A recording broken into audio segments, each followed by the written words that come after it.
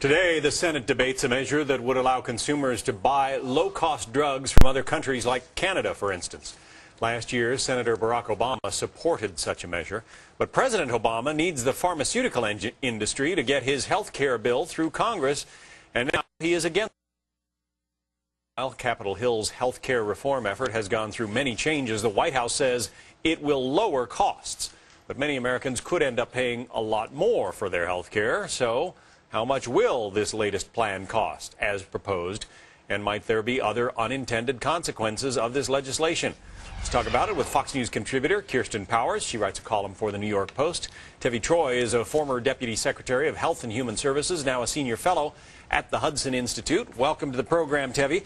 Let's get a quick response from you, first of all. I mean, I know that the details are always in flux, but this new idea of using exchanges to let people buy into Medicare, for instance, what do you see is happening to the cost of health care through that proposal? Well, I think the exchange idea with Medicare is only one small part of a larger bill that's going to cost a lot of money and is going to raise the deficit down the road. But I think this particular idea is really just about the politics. It's about making sure that the Democrats have the 60 votes they need to get this bill passed.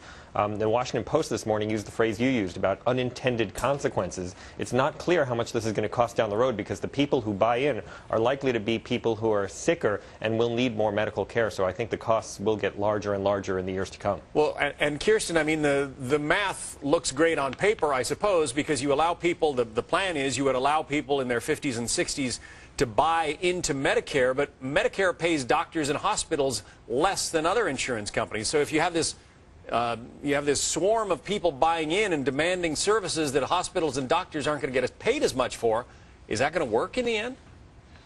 I mean, I think it can work, and I think, I think this all comes down to whether you think this is a moral imperative or whether you think that it doesn't matter that there are people who don't have insurance. And at the end of the day, I think it will end up costing us more money, at least in the short run. I think the idea is that over the long run that costs will come down, but in the short run it is going to, it is going to raise costs, and I would rather have those people insured and raise costs than to leave them uninsured. And the people who would be buying into that exchange are people who are between certain ages, 55 and 64, I think, that would buy into that. They would be paying for it, so it wouldn't be exactly like Medicare because it wouldn't be free.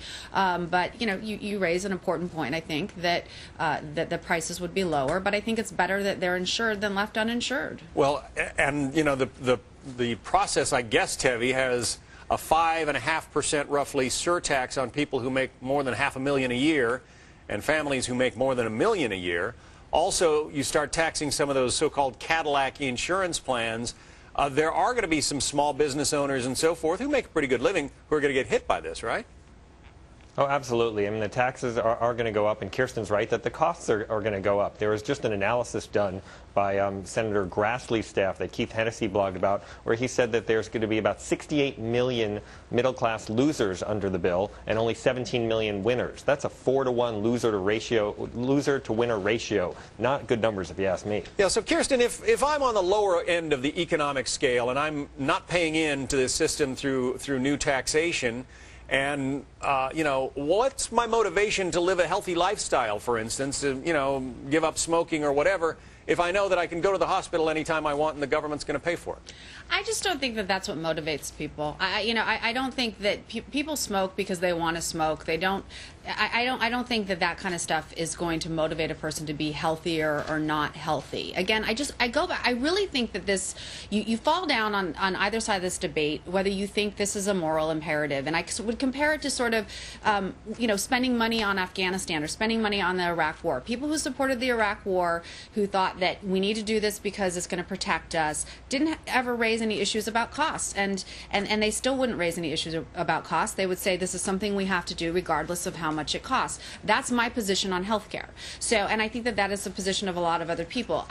I think it's unfortunate that we have to keep insisting that costs aren't going to go up, because I do think they will go up in the short run. I think over the long run it will be better for us economically, and I think that that's an argument that the economists and the Obama administration make. But yes, taxes are going to go up. They're going to go up on a lot of people, and I think that that's just going to be a price that we pay in order to have people insured. Kirsten Powers and Tevi Troy, thank you. Thank you. Thanks. 500,000